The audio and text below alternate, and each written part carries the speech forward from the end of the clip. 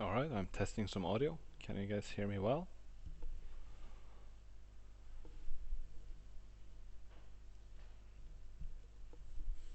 Just let me know in the chat if you guys can hear me. Loud and clear, okay. Awesome. Music. Is there music?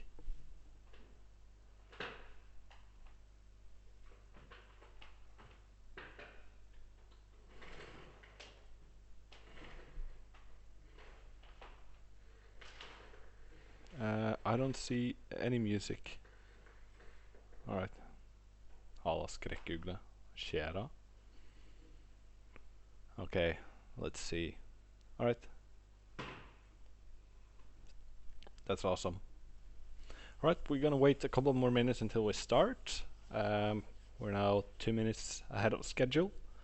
I think that's the first time we've been able to do that, so I'm curious if all my setup is all good, so we'll see. If not, we'll just quickly be agile and work out the problems.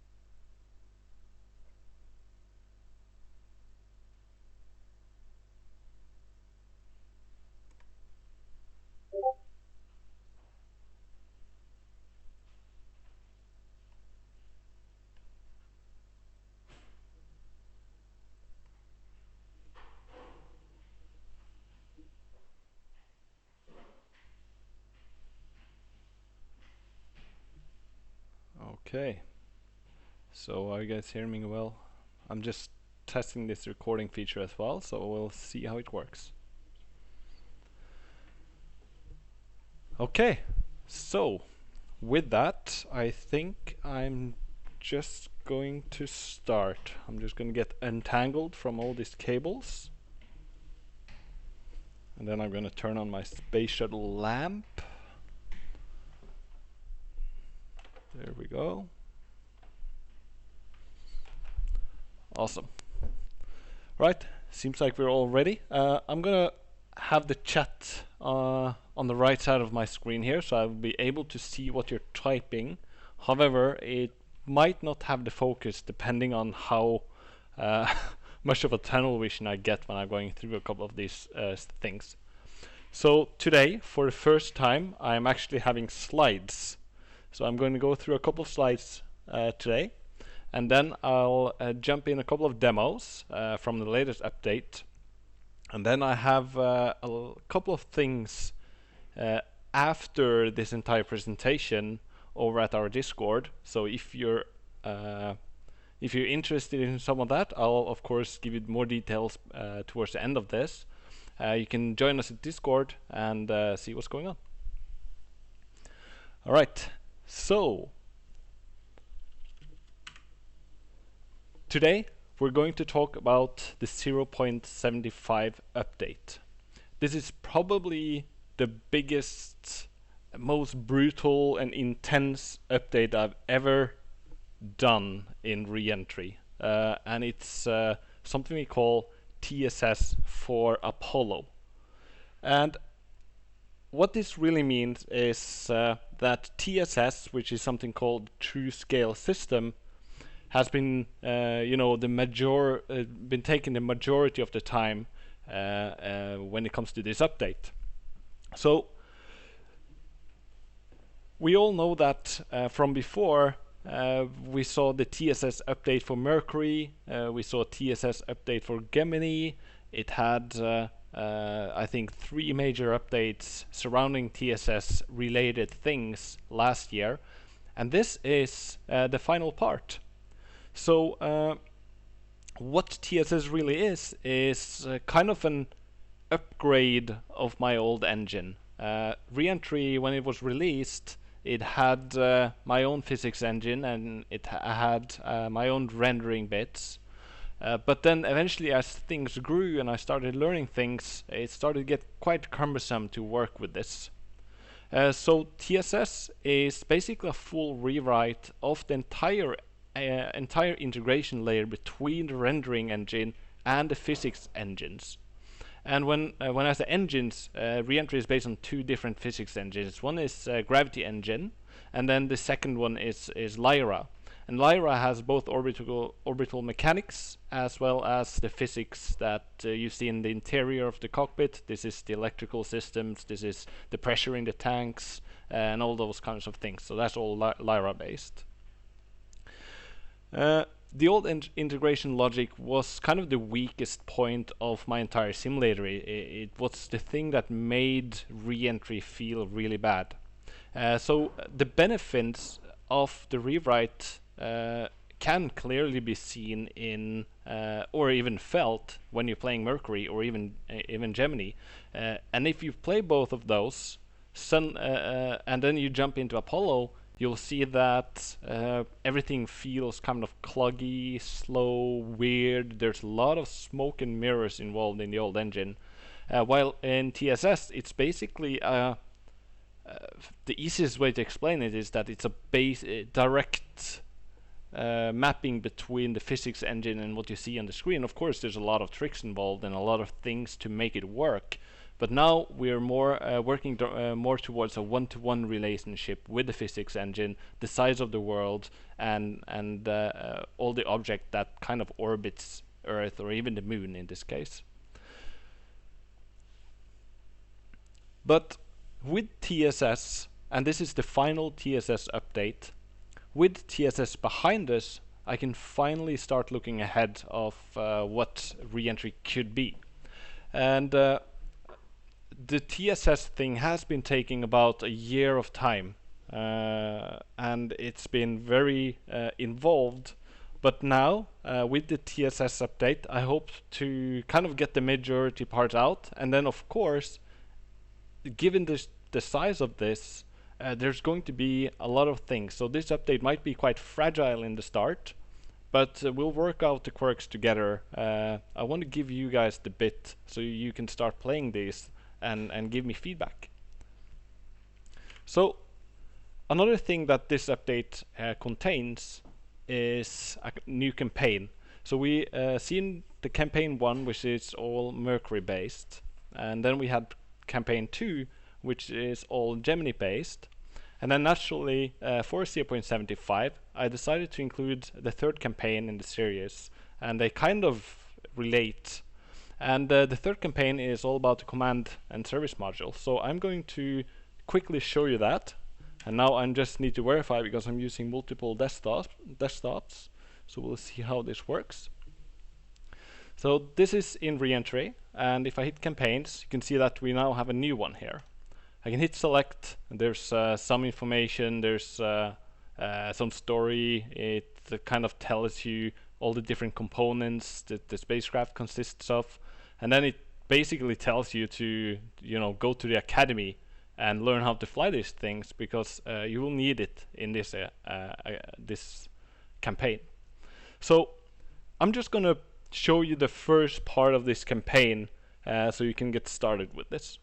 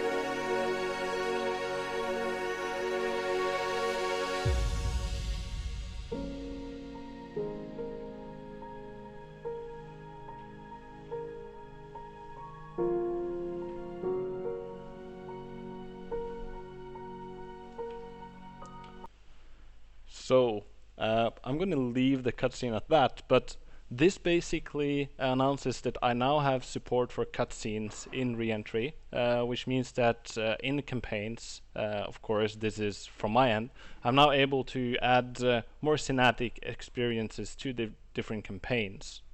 And I know that this video is kind of sad, and in many ways it's also kind of the beginning of the new Apollo era with the Block 2 command module and the much safer parts of the Apollo things, and of course a lot of changes involved there. And one of those things that I wanted to focus on is kind of the continuation of that, the first parts of the Apollo program, and this is basically before the lunar module came into the picture. And campaign 3 is all about that. It's not about landing on the moon, it's about flying the command and service module, which kind of has the majority of this update as well when it comes to new things in systems.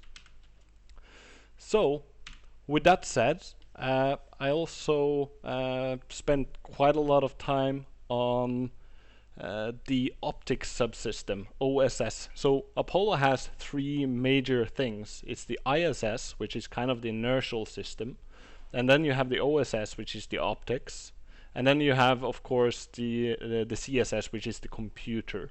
And all of those these three major systems, they work together to kind of create this or how do you see communicate inside of the capsule, how things and systems work together to be able to navigate in space. The optics are basically the eyes of the command module, and I'm going to spend a couple of minutes just showing this quickly as well. So now I'm going into, let's see, and I'm going to explain a couple of things as I go here as well. So if you now go into missions, we have a couple of new things here. We have, of course, a T-2 hours free play mission. And I also have scenarios, which is more snapshots, or where you can just jump into a state and start playing yourself. It's like free play, but it takes you into a place. So for example, we have a trans-Earth injection, which is TIE, and this state will just bring you into kind of a configuration that allows you to start doing that one thing if you want to train on that, for example. And right now I'm going to jump into that state, and we're going to spend a couple of minutes loading this. And while it loads, I'm going to take the liberty to quickly check the chat here.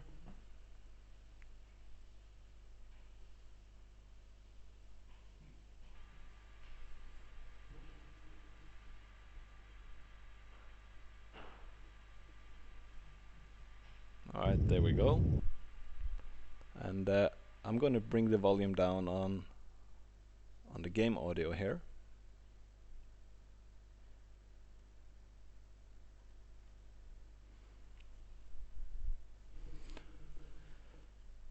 Alright, and as you can see now, I loaded into a scenario, and that's it. There's no more mission messages or annoying things like that if you don't want that. But if you do want that, you can always create the mission yourself or play one of the missions that comes out of the box. Let's see. So, the command module, I'm going to bring it down even more.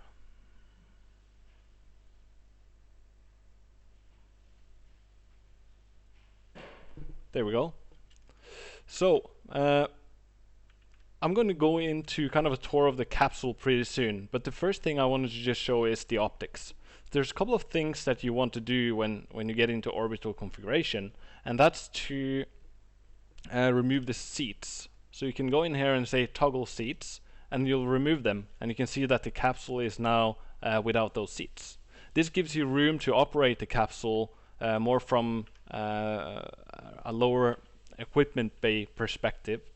And you can see that it now has all these panels here. There's a lot of things involved in this workstation as well. And if you're not focusing on the main console above your head. And then you have a new disk key, and this one actually works. So you can use this just as you used the other one. So the optics, it has two things. It has a scanning telescope and it has a sextant. And this telescope is mainly used to kind of scan the stars and get a good field of view. It has 60 degrees of field of view, I think, if I remember correctly. And you can use it to get a good overview and make sure that you're looking in the correct angle. So I can set the mode to manual, and then I'm going to bring the speed down to actually medium. And I want to slave the telescope to the sextant. And now I can just click one of these, and you'll start looking through this. Since I now entered manual mode, it's possible to slew this. You can use control and up and down to kind of move this up, and then you can rotate this using left and right. So the mechanics of this is that you're not moving this directly like you're used to. You need to kind of move it up, and then you need to rotate into the position that you want to. And for example, since the star sky is all procedural, you can just go into, for example, this star. I can put it into the center of the crosshair, and then I can change into the sextant. And now you can see that you are having a much more detailed zoomed in view of that one star. The controls are of course very sensitive, so you might want to get out and set the speed to, for example, low if you want to operate in this mode, which is something that you usually do. One thing I'm planning on is to, of course, add some controls directly in here, maybe even reading the disk key and setting the speed controls and stuff like that directly here. So if I now get back into the telescope, there's a couple of stars that are interesting when it comes to the AGC. The AGC has set memory, and I'm going to just show you this. If I now open the map, the mission pad, and then I'll go into, I think it's in checklists, and I can go down. You can see that there's quite a lot of these checklists now. You have a star list, and this star list is basically an index and a star name, and these are loaded into the memory of the AGC, so you can use them to navigate the night sky. So if I now go back into this, I've made a system that allows you to more easily recognize these stars, and you can see that some of these stars are having this halo around it, like a blue halo. This one allows you to identify that this is one of those stars that exists in the AGC. I haven't done this yet, but I plan on adding a setting that you can remove this helper if you don't want to, and instead want to rely on your knowledge of the stars and the constellations, and of course how that entire thing relates. However, if I now go in here across one of these, it will also tell you what star you're looking at. For example, Atria, which is index number 34 in the AGC memory. And this is very important when you run the P52 program.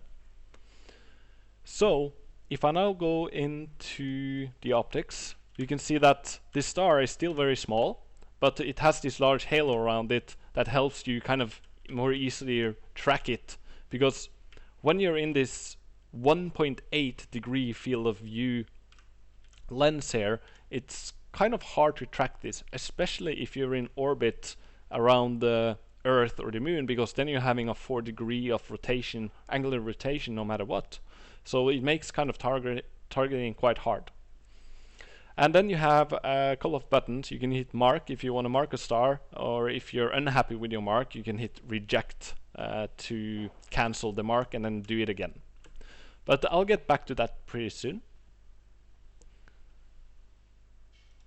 Another thing that I did add was if you go into the map view, you have a star map now in your mission pad. I want to make this of course better. The moon map is just a texture. It's going to be a proper map eventually, and same with Earth. It's very basic, so all of this will change. Now it's more raw data and I use it as a tool. Things are a little bit misaligned, but of course this is something I will work on when it comes into the 0.9 update, which is all about polishing and doing stuff like that.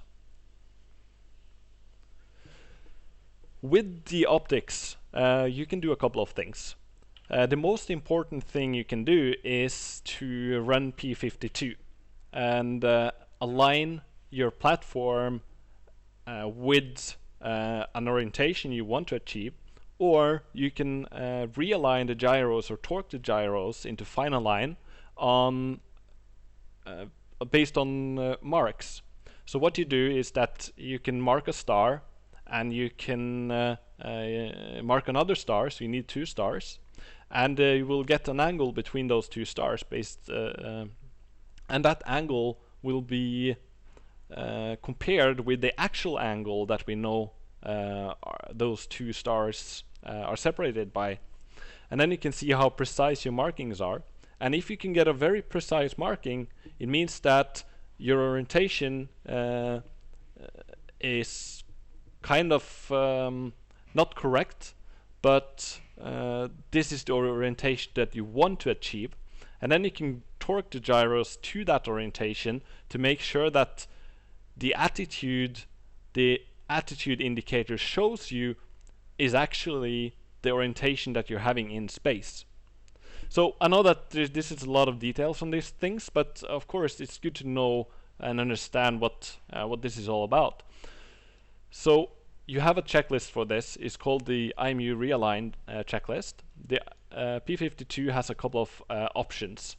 The first thing that you will see is that you need to enter an option code, and there's a couple of option codes, and I've added the remarks on this. So for example, option 1 is preferred. This will allow you to align the platform with the burn direction that's being planned through the maneuver planner and P30.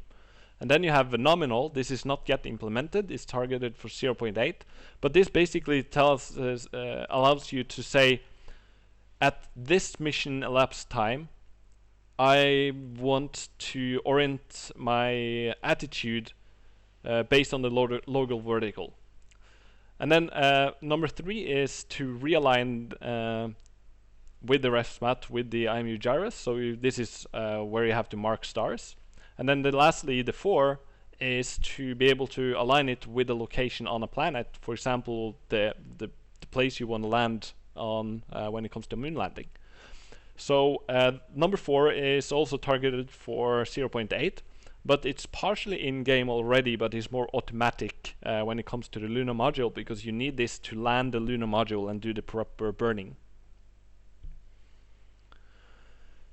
Alright, so it's a big checklist. So I've added a couple of aids. This allows you to run through this. So if you want to use P52 to align with the preferred burn direction, for example, you can use this checklist.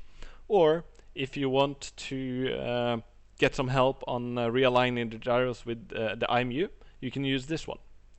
And this is basically just text on how it works, and you can hit run and it will take you through the steps that are directly related to doing that exact thing. So this is just a tool if you want to get help start with this. In 0.8 I plan to add tutorials in the academy for this, and the same applies for a couple of other things that we'll see later today. Alright, so we now talked a little bit about the optics. Next I want to focus a little bit on the big missing feature when it comes to Apollo, and that's the trans-Earth injection. This is basically the burn that you need to do to get back home. And previously, I've not had official support for this. I know that you're quite clever and you've been able to do this even without the official support for this. But now I've provided tools to get more precise burns, so you can actually hit the specific point in the atmosphere. So I think that I'm going to quickly show you that as well and how that looks. And I can actually just use this one since I loaded the correct state. So the tool that you want to do is something called request tie. and this is a new maneuvering tool that I added that allows you to just get an escape velocity from the moon and then figure out what perigee that escape velocity will take you once you get into the sphere of influence of Earth. So now I'm going to go for request high, and you can see that this is a very simple tool. It kind of looks like what you're already used to, and of course it's just an experimental thing, but we'll learn as we go, and of course I hope to get your feedback. So for example, if I target a delta V of 2967.59 feet per second, I will reach a periapsis at Earth of 6500, which of course won't get you through the atmosphere. So this one, given this orbit, I might have to adjust this one a little bit. You can see that if I now change this to something like this, you're reducing this slightly. And you can just play around with these values until you found something that suits the orbit you're currently in. And this is all calculated based on your orbit around the moon, so this value will be different every time based on that orbit and where you want to reach. And for example, if I take this one, for, this escape velocity fraction of this, and I hit request, I'm now going to be able to get into the spacecraft and start to plan the burn. So I want to use this lower equipment bay disky. I don't know the actual name of this. We were discussing this in the Discord this other day.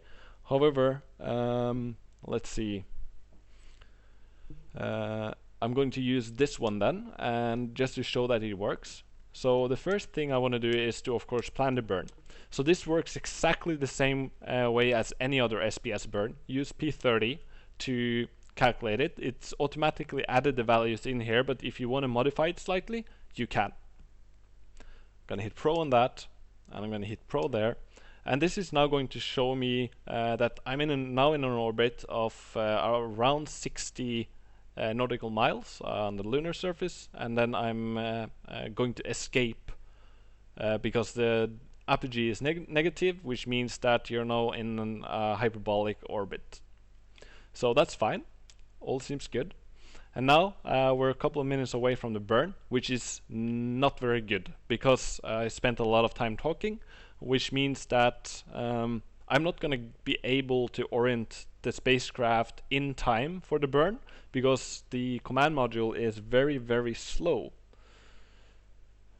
by design. But what I can do is to hit Pro here, and then I'm going to just quickly check the rotation. I'm going to hit Pro here and maneuver towards prograde. This is now inertial, which is fine. And if you want to do P52 and align the IMU, you will have to be in inertial mode because the orbital rate will overwrite everything and kind of disrupt it all. So make sure that you're in inertial mode. And then I'm going to run program 52. And it's going to spend a little bit of time starting up, and there it's done. And I want to run option 1, and that's R2. So I'm going to go in here and I'm going to change this to option 1. And in real life, this was set automatically to 1 by default if you had used some tool, for example P30, ahead of this. So that's also something I want to implement. And I'm going to hit Enter and Pro. And this is some changes on the attitude and FDI. And I'm going to hit Pro. And now this one is aligned to the burn direction. So when you now do the burn, all you need to do is to make sure that you're not retrograde, of course, because you want to get away from Earth. You want to reach to 0, 0, 0. And I'm just going to quickly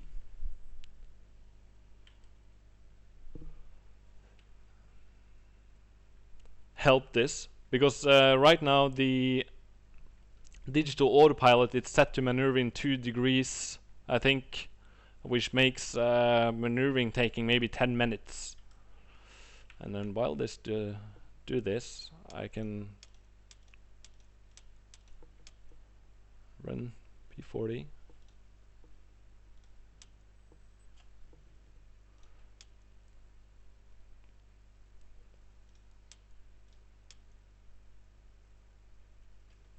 And quickly see if I get time. I've probably forgotten something.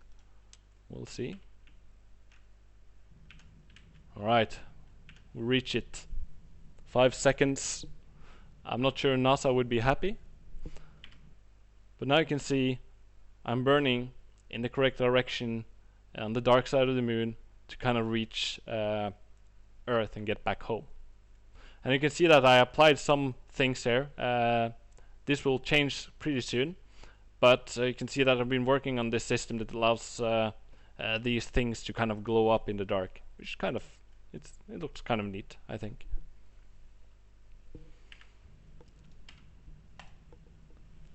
Alright, the burn is usually quite long, so I'm not going to wait for it. That's something that you can do yourself. Alright, and then the other thing that we've all been waiting for is the upgrade of the command service module. So you've already seen part of it as I kind of went through these things. We saw the optics and where they are, but now I want to get kind of a proper tour into a cold and dark state of the command module. So with that, I'm going to load one of the new states, which is if I now go into missions, free play, and then the -2 hours.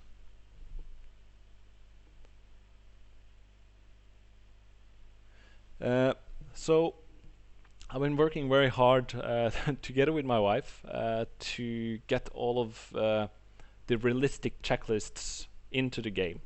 And of course it's very hard to bring them all in, but we're kind of focusing on bringing in the most important ones as the systems are added. And every time I design a system in the command and service module, or even the Luna module, or the other crafts, I try to use these checklists as kind of a reference on how everything were operated, and of course a manual on how the internals works. So this is now going to spend a little bit of time loading, and just give it that. I'm going to hit F1, quickly show you kind of the exterior of how this all looks. You can see that we're now on Cape. It's some differences here, not much. I'm planning on doing some upgrades on this entire tower, and there's some visual artifacts all around us, but that's something I of course plan to fix. But systems first, and of course playability. But you can see that this entire arm has changed, so you can see it has quite a lot of details.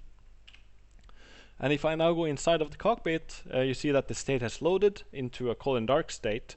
And one of the new features I have is the ability to save and load states. Let's see, where is it? Yeah, command module panel state and Luna module panel state. So you can basically, any state that you want or store for yourself, if you're having preferred things, you can save this and you can load into a state at any given time. This basically just presses all the buttons that you need to press to get into that state. And you're able to then create a state and use this when you load something from the mission and the mission editor, which is also something that comes with this new update. You can see the Apollo mission editor is now part of this entire thing.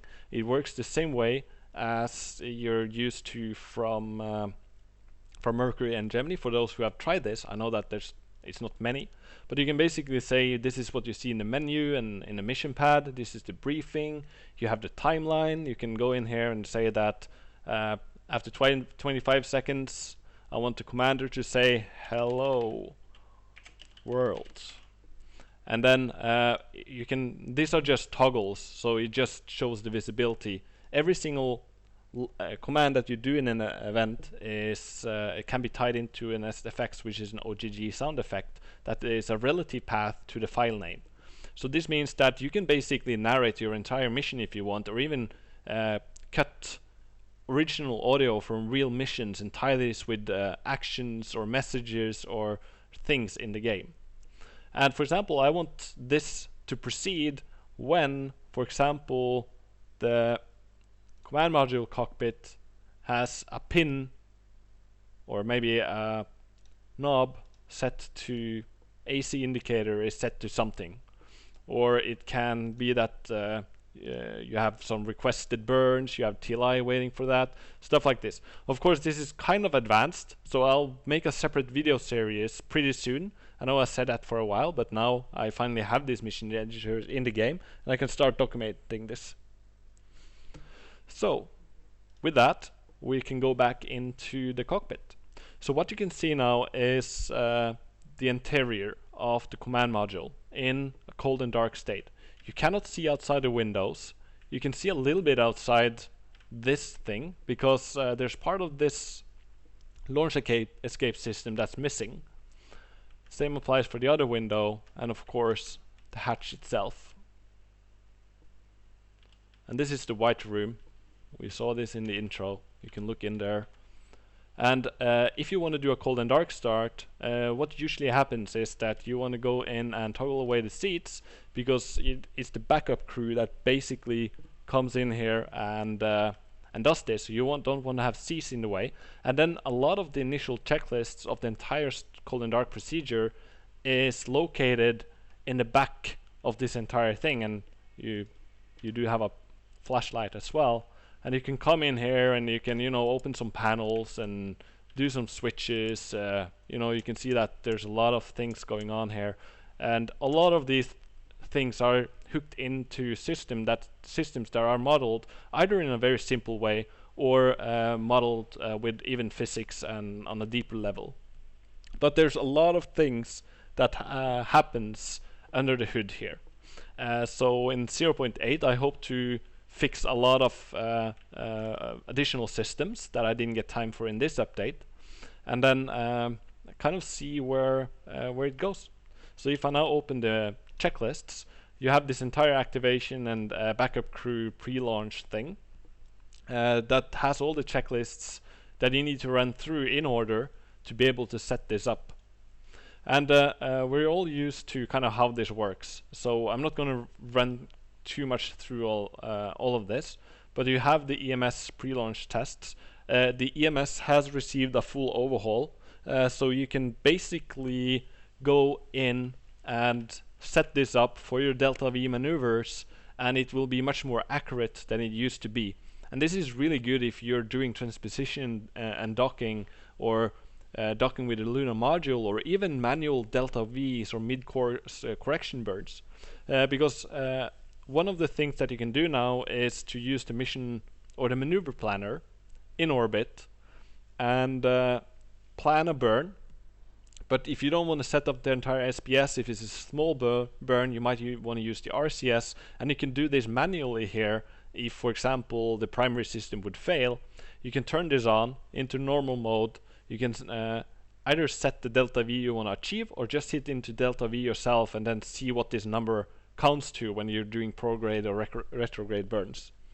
So there's quite a lot of those things. The EMS is the Earth entry monitoring system, which basically is showing you a graph of your entry trajectory, and it's also showing you range or your delta velocity, but it's also a tool used in flight for doing manual burns, or seeing the range when you're in VHF range mode, which is basically something that you do when you do rendezvous again with the lunar module after the lunar module is ascending from the lunar surface.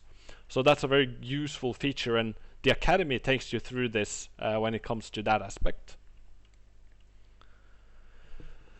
Alright, the other thing that you can do here in Cold and Dark is that you can toggle the hatch, because it's fun, basically. It looks nice.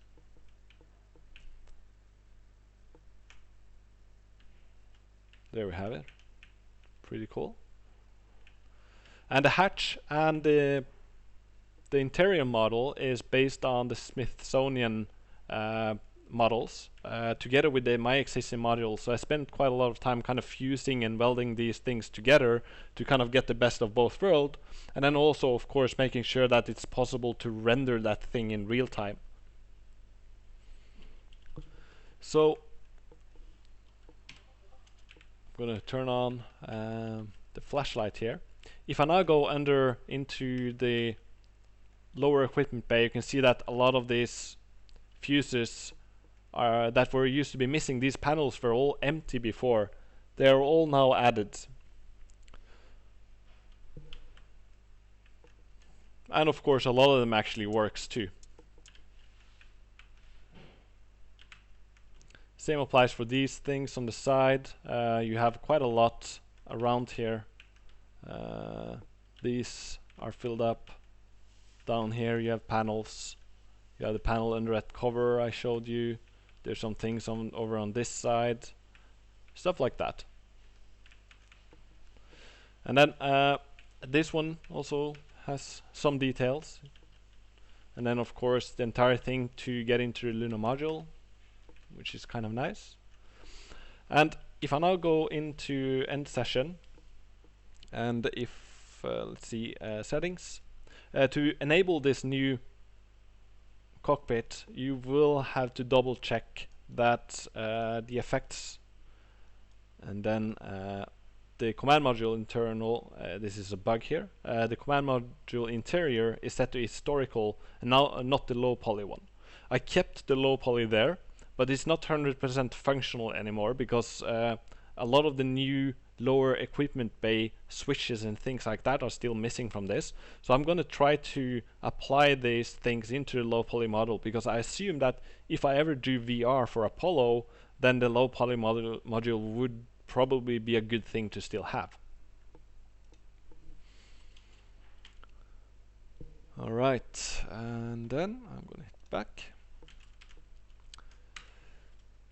So that was the improved command module cockpit. I don't want to show it all lit up and nice and beautiful. I want you to just go in there and get the experience yourself and try to enjoy it properly. Just spend some time in there, look around, look at the details. There's still a lot of work that I need to do on the model itself, and cleaning textures and modifying textures. And I might even provide some of these modifications back to Smithsonian for others to use as well. Another thing that I did in this update is I simplified the lunar module exam, because I know that it has been extremely hard. I think the statistics is 2%, or is it less than 1% that has been able to complete this exam. It's brutally hard because you need to understand a lot of things before you're able to actually land this thing on the moon. So I decided to simplify the exam a little bit, and then you'll learn how to land on the moon through the academy instead, and then try it out in this exam. And then once we start playing the campaign in, for example, 0.8, I hope to add a new campaign as well, campaign 4. No promises, of course, but this is my plan. Campaign 4, which kind of brings in a lot of things when it comes to the lunar module. Because right now we're only seeing, there I see as the statistics, 0.9% has completed the simplified lunar module exam, which is not too many.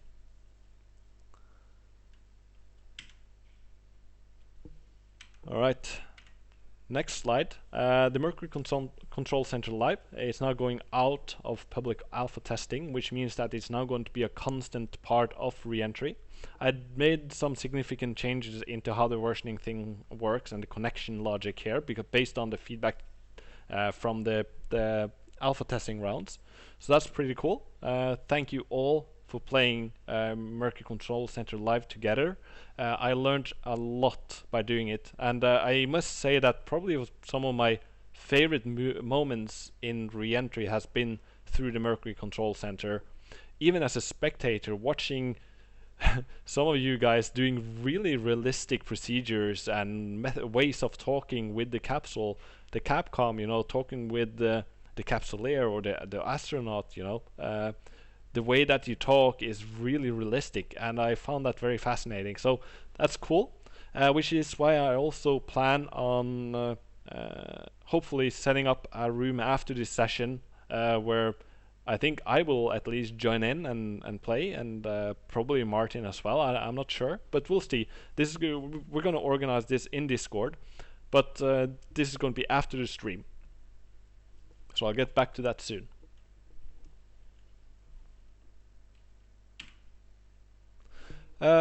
Some other things. I've briefly touched upon a lot of these things already, but just to sum up, there's at least 50 new checklists applied to the Apollo program.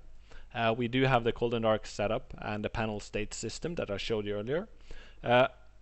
One of the major things about 0.75 is the groundwork for 0.8, and 0.8 is the actual Apollo systems update.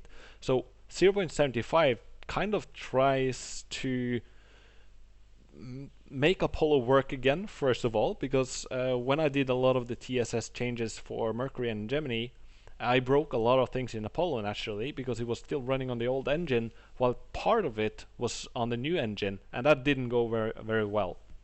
So what I did was to make sure that 0.75 then fixes a lot of these things, so things that used to work before now works again.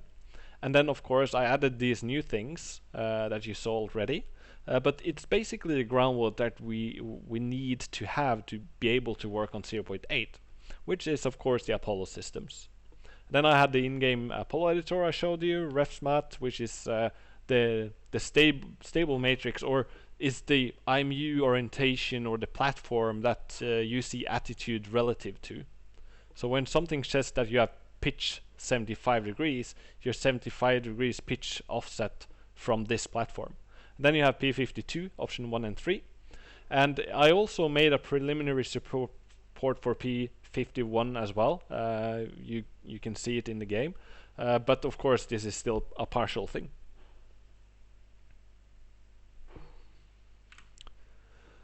Okay, so I was thinking that we could spend a little time on talking about kind of things that can happen going forward. So with 75 behind us, I can finally start to look ahead. And the entire TSS thing has made Reentry reach a new level when it comes to realism. It's not the best yet, but hopefully each of these updates takes us closer and closer to being very realistic at the same time as it's fun. So when we're thinking about the future, the near term is going to be a lot about Apollo, but I also want to go back and fix some bugs that you have been reporting in Gemini and Mercury and the Mercury Control Center as well. So now I can finally get out of this extremely big update cycle and start adding patches again, maybe even on a weekly basis if needed, or I can roll out hot patches. The problem with TSS is that it had prevented me to do so, because TSS basically requires me to pull the entire game apart and then do some changes and then wire things together in a completely different way, and that requires a lot of work, especially in Apollo, considering it has Earth, it has Moon, it has orbital mechanics around those two bodies, it has the command module and the lunar module. And one thing that I actually forgot to mention earlier is that the entire Saturn stack has also received a good overhaul when it comes to systems. You won't notice it and you won't see it unless you pay close attention to when the F1s ignite on the start. You can see that it actually has a very realistic startup sequence. The engines are ignited in pairs with a few milliseconds in between. Two of them, and then the two other ones, and then lastly one engine. So not all of the engines are started at the same time, and all of this data now exists and is quite detailed. And the same applies for the second stage and the third stage and so on. So that has also received a little bit of a systems overhaul, but much more will be added in 0.8 as well from when it comes to the Saturn V stack. I also see that there's a mentioning of typos. Yes, we've been running through a lot of typos in the Academy and the checklists. More to come, of course. The thing is that when I've been creating those in my very limited schedule, I've been focusing quite a lot of kind of creating the functionality. But then, of course, I need content and academy and stuff to help us. So I try to kind of just brute force myself through typing these things, and then when the project is in the start phase, I have the entire vision and my plan ahead of me, which has made me kind of skip a lot of fixing typos things. But now I have finally been able to get into a good pace on that, so you will see a lot of more fixes coming up.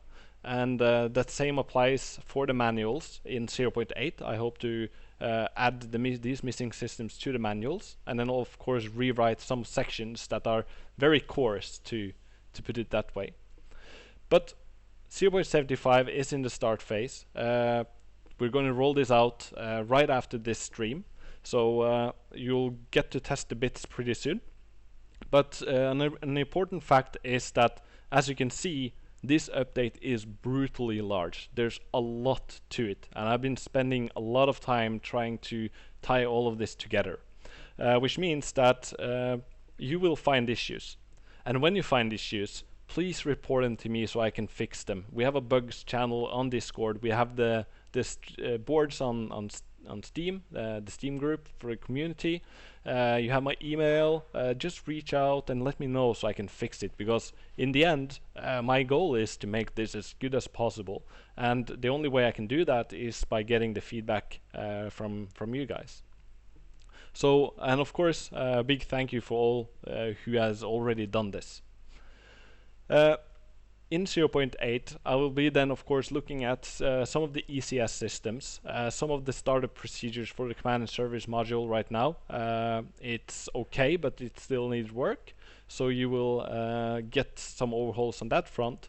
And then I want to do some minor quirks and stuff on the AGC and the LGC and the entire lunar module and that aspect. Because today we've been mostly looking at the CSM. However, the Lunar module has received a lot of attention during the 0.75 development cycle. It has improved systems, better landing radar, things like that, trajectory calculations, stuff to make landing possible again, because before, in the public builds right now, that has not been possible because of some issues with the landing. There's still some issues that we're looking into, but of course, we'll just work through all of this together.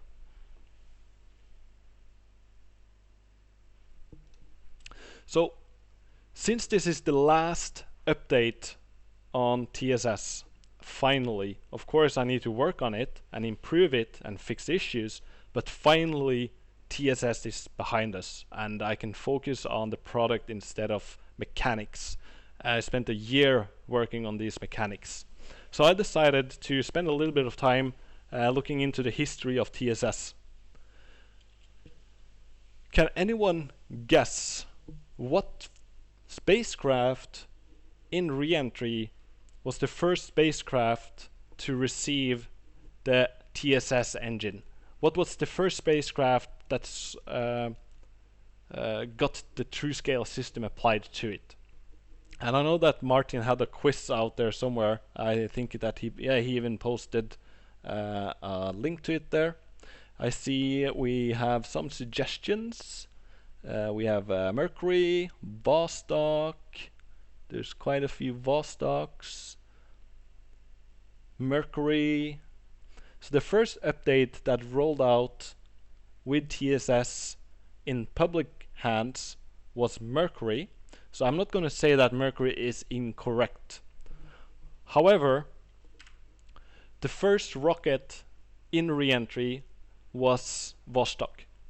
And the thing with Vostok was that since Mercury, Gemini and Apollo was in public bits, I had to work a lot on the TSS when it comes to a research phase with something else. So what I did was to, instead of breaking the game, I created a new project on the side and I tried to play around with ideas, and this was not using Vostok at all. This was using boxes and cubes with a very simple particle engine as the launch vehicle, and I used that when I kind of did research and in inventing some of the things that I needed with TSS. And TSS is just a name. TSS is actually a part of my game engine. It's the integration between the physics and the rendering. And that's just a component that makes it possible to render stuff from the physics engine. So it required a lot of research. And as I was making Reentry from the start, the first thing, for example, in Mercury, in the old engine, things were working okay. And then Gemini came into the picture and I started working on that. The engine was giving me a little bit of headaches, but I still managed to get through. Gemini is a bit more advanced than Mercury. It requires me to rendezvous in space. It requires me to dock with another satellite in orbit. So it added a little bit more headache to it, but it was fine. But then Apollo came with the moon, and traveling to the moon with its 380,000 kilometers of distance, and you need a precision of centimeters, right? So that's where things started to pull up, and I probably spent 3 or 4 months in total in Apollo alone just figuring out to work around my old engine, because my old engine was working against me. So I created a new project and I started doing the research and the things that I learned from creating that old engine and applied it into something I called TSS. And then I started creating, just for fun, Vostok. And Vostok was actually then the first spacecraft to ever receive the TSS support. So with that, I think that I'm going to just quickly jump into Vostok. So this is the other project. I do not know when this will be released. I know that some of you might have even seen this before. But the priorities are, of course, Apollo, Gemini, and Mercury right now. But of course, during code lockdowns, for example, now that the bits has been in the hands of the test pilots, I kind of like to do something completely different, or else I'm going to get demotivated or burned out from all the intense work that is required by just getting a lunar module to land on the moon. So now I'm going to just unpause this and we'll see if it works.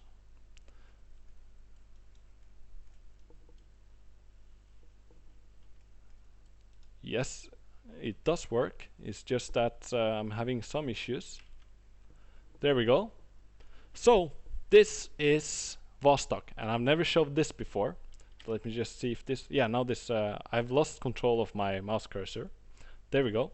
So just to show the exterior, this is kind of the VIP version of how all this looks. As I mentioned, I don't know when this will reach the hands of the public, but at least it worked well when it came to developing TSS. So inside of this, I've been trying to put together a couple of these components. I made this panel here, for example, which is the control panel, and this is actually functional. You can do a lot of things with it. In front of you, you have kind of the signal lights that allows you to see if there's something wrong or if everything is okay. You have some indicators. You have a clock with the day and night cycle and the orbit counter, things like that. You have the visor down here, which allows you to orientate the spacecraft in space. And then you have kind of the joystick. And then you have a couple of things that I've not yet modeled, but you see there's a radio here. And I was thinking that it would be fun eventually, when I get the time to do this, to be able to hook this up with actual internet radio stations, maybe even in Russian, where you can listen to radio when you're orbiting Earth. So I'm going to just timescale a little bit here. Whoop. That was a little bit too much. I'm streaming at the same time, so let me just get in there. The stream isn't very helpful on that. Yes, so now we are ascending. And the window shutters are closed, and then on the outside here I'm not able to see out on this side because of the fairings that are outside, but on the back side here you can actually see this.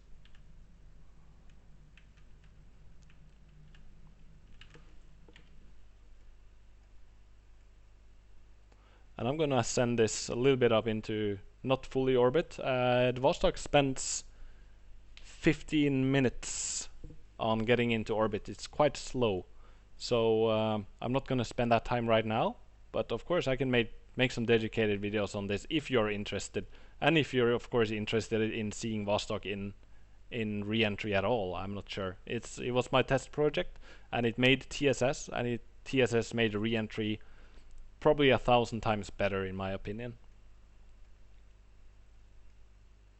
But I do want to see some staging. And this is TSS all the way. You can see that I can zoom a lot.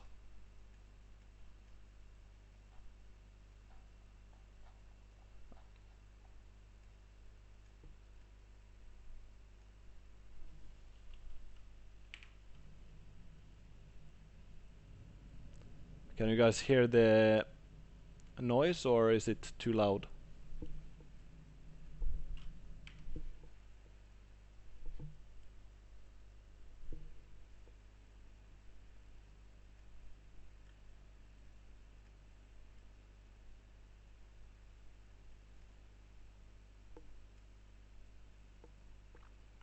Oh, I'm also running. Alright, there we go.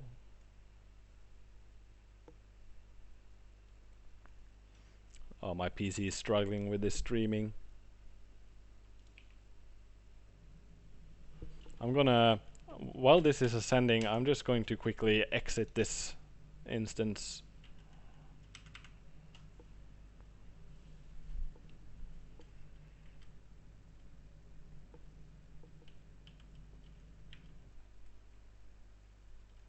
Now I'm just waiting for the fairings.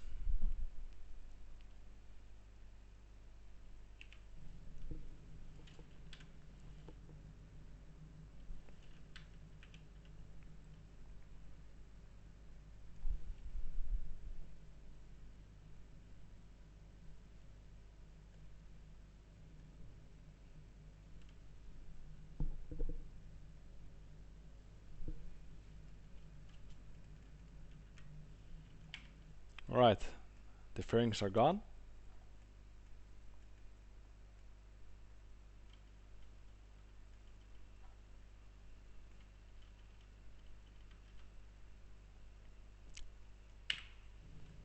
And the way that this works is and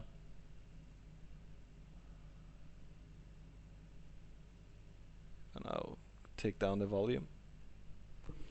The thing here is that this consists of two ways of looking out. So you have the middle camera that is focused, and then you have the outside, which is a mirror that allows you to orient the spacecraft with the Earth horizon in the entire 360 degrees, which allows you to then orientate the spacecraft. And then you can, I think I remember, if I remember correctly, this, you can change the brightness of this. I don't actually remember it because it's been a while since I worked on this.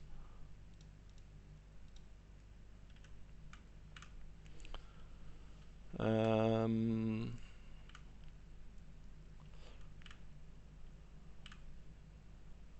then you can, for example, here you can turn off the shutters. And that's this window. And of course you can turn off the visor as well. And then you can go all submarine mode if you want.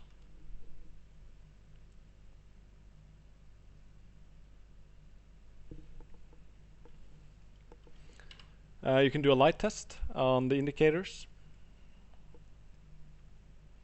And I spent quite a lot of time based on material that I've received from some of the community. I've been talking with people, a lot with SV Gustav on the channel. He's been helping me a lot with this. I think was it last summer or the summer before? I don't remember.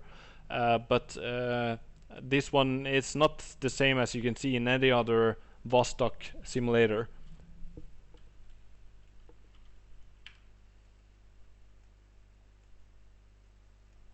There we go.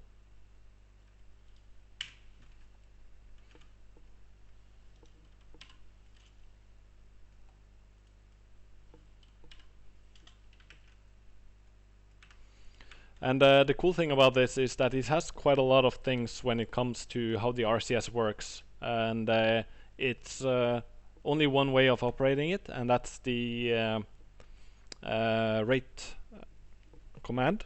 And once you push the stick, it will take 1 second before any of the thrusters are fired. So it's kind of clunky to fly in that way, but it's very genius when it comes to the design. This is very automatic. There's a lot of things that you can override and do yourself, of course, by using these switches. And there's backup systems in case the automatic retrograde burn doesn't work, for example. And the retrograde burn works by some sensors that it detects the angle to the sun relative to your attitude that will trigger the burn to start happening. And there's these marks you can see around this clock that will help you guide this. And this is kind of the last orbit, and it will trigger some systems and to do some self-testing and do the fire the retrograde engine. This is mostly about climate and then gas analyzer. The only way for this one to work is to use the gas analyzer here, which will then give you a state of the CO2 in the cockpit, oxygen levels, atmosphere pressure. This is the instrument section outside, and this is all propellant that's left in the different systems.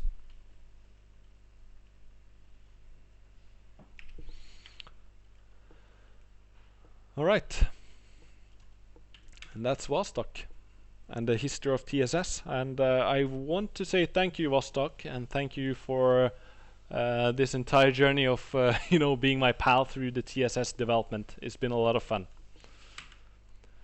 With that, I'm going to end the official stream today. We talked a little bit about 0.75. We talked a little bit about 0.8 and looked ahead in the short term.